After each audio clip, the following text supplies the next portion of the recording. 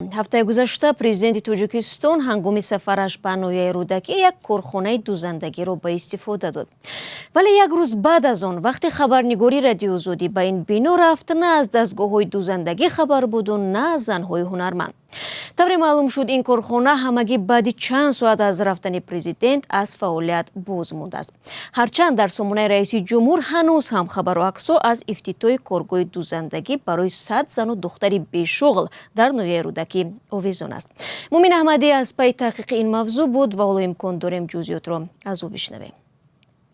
Мумин салом, метавонед бигӯед ки чаро чунин кор иттифоқ афтодааст? پس از سفر پرزیدنت چند ساکن عادی به ما خبر داد که چنین کارخانه تنها به نام باز شده است.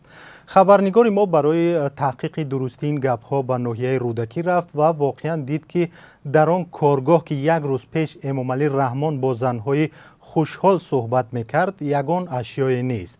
چندی از همصحبتان ما گفتند فکر نمی‌کردند که کارگاه همگی یک روز تنها روزی بازدید پرزیدنت کار میکند. در داخل این کارخانه دوزندگی امامعلی رحمان را رئیس بخش زنان حکومت رودکی همراهی میکرد.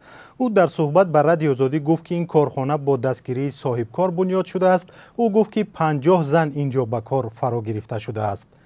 رهبری بخش زنان رودکی گفت که زنها خیلی خسته شده بودند و حالا برای استراحت رفتند. با سوالی که چرا ماشین‌ها هم در این کارخانه نیست، او گفت ماشین‌ها از سر عوض می‌شوند.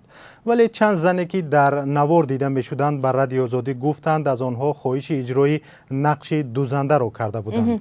مؤمن ببین در گذشته نیز چنین موردهای جای داشت که ضمن سفر پرزیدنت به این اون منطقه کارخانه با تنتنه باز می‌شود ولی بعد چند از آن نام نشانی نمی‌ماند. این چی معنی دارد؟ بله شهلا، معمولا امامعلی رحمان در سفرهای کاریش به شهر و نواحی دهها کارخانه و مرکزهای سودا و مکتب و بیمارخانه ها را باز می کند.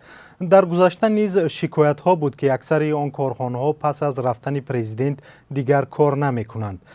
سعید بایمرادوف یک ساکن ناحیه رودکی به رادیو آزادی گفت که رهبران شهر و نواحی با چنین کار پرزیدنت را فریب می‌دهند. برخی ساکنان دیگر میگویند با احتمال زیاد پرزیدنت کشور از چنین کارها آگاه نیست، ولی به خاطر از طریق تلویزیون نشان دادن آن که همه خوب است کسی را چیزی نمیگوید.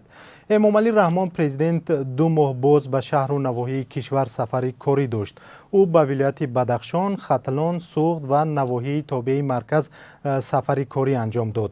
در این سفرها او صدها کارخانه نو را باز کرد. منتقدان میگویند در 20 سال سفرهای آخر پرزیدنت هزاران کارخانه باز کرده است و اگر واقعا آنها کار میکردند امروز در کشور کسی بیکار نبود. تشکر مؤمن برای صحبت.